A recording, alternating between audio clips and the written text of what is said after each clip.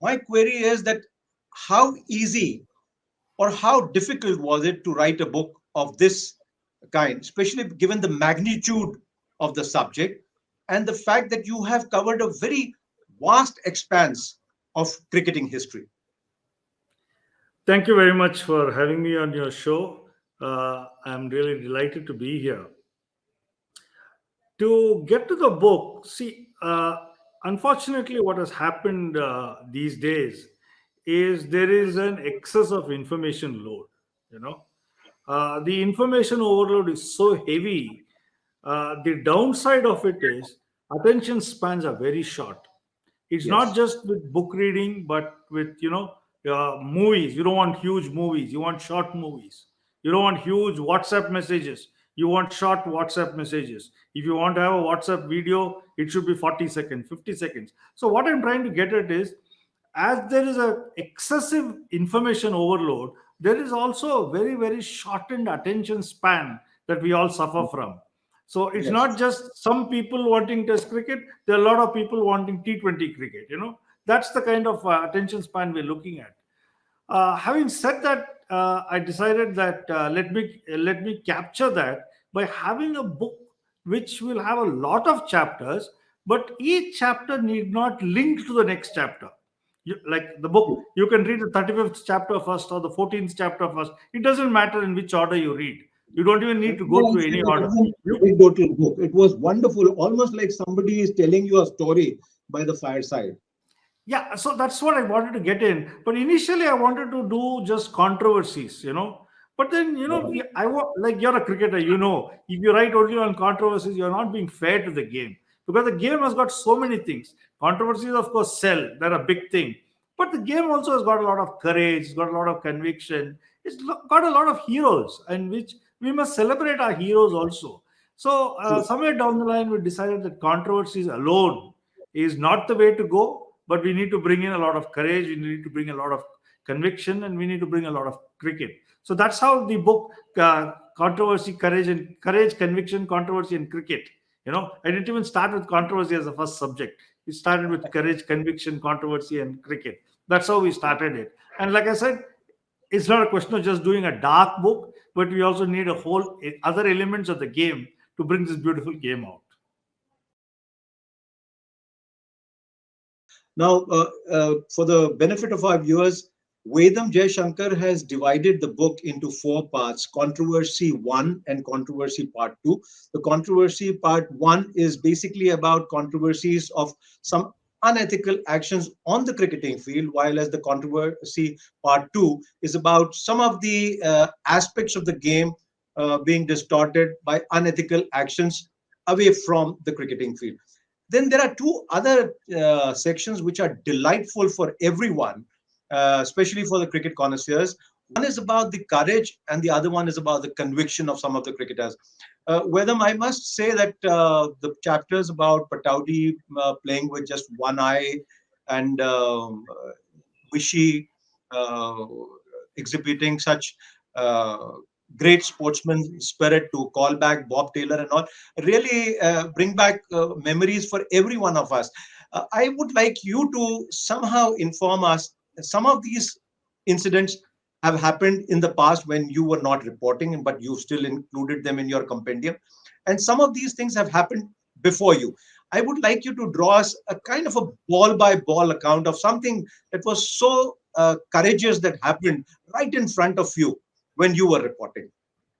That would be fabulous for all of us. I'm just wondering, you caught me there on the wrong foot.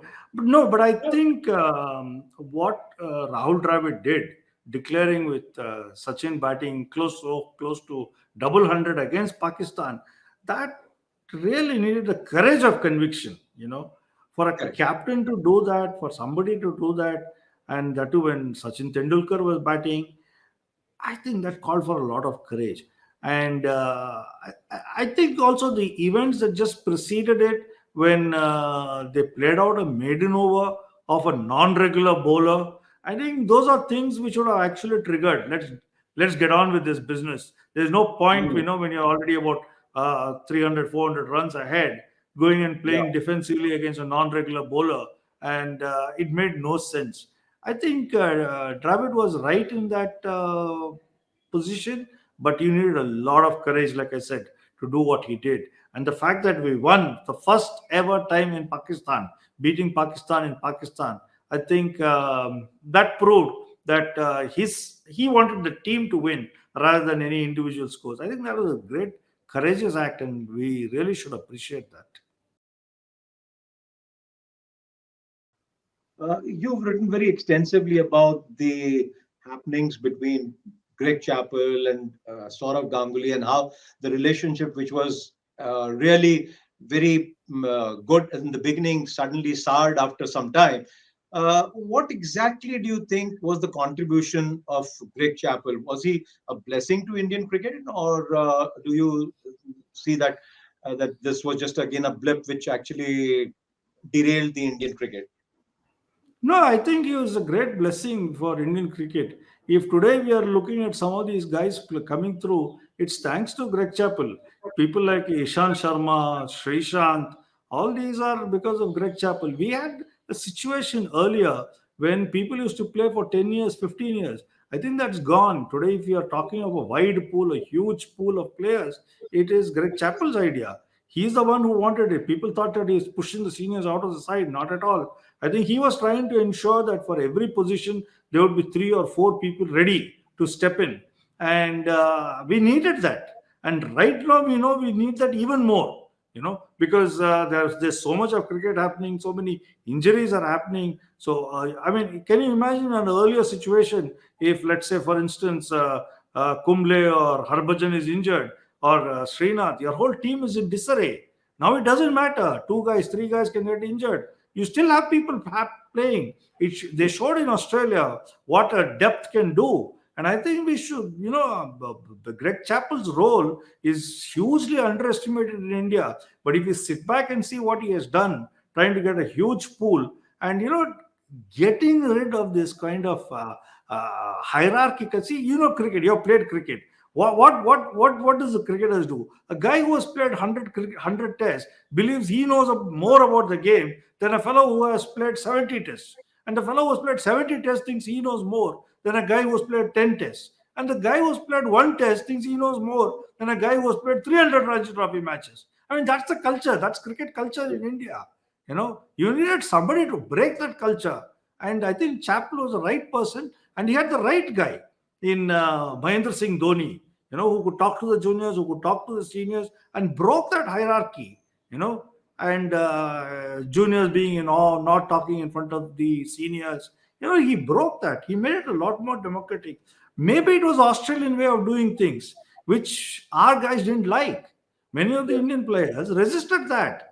They wanted, they had shown a lot of respect, a lot of, I don't know what you say, to their seniors, and they thought that all the juniors coming in should also do that. But this is a different India. That's not happening, whether it's in the politics, whether it's in sports or wherever.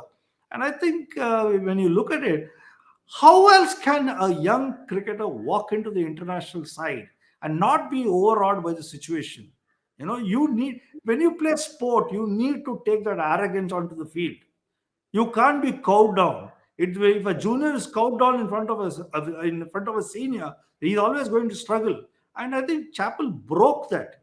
He said, "Okay, you want." So today, what we are looking at is you are looking at young cricketers walking out into the international field with his chest out and taking on the best in the business. He might lose, but he's not going to be cowed down. He's going to give it to him word for word. And I think that's good. What has happened in Indian cricket, and as time goes by, we will definitely learn to appreciate what Chappell has done for Indian cricket.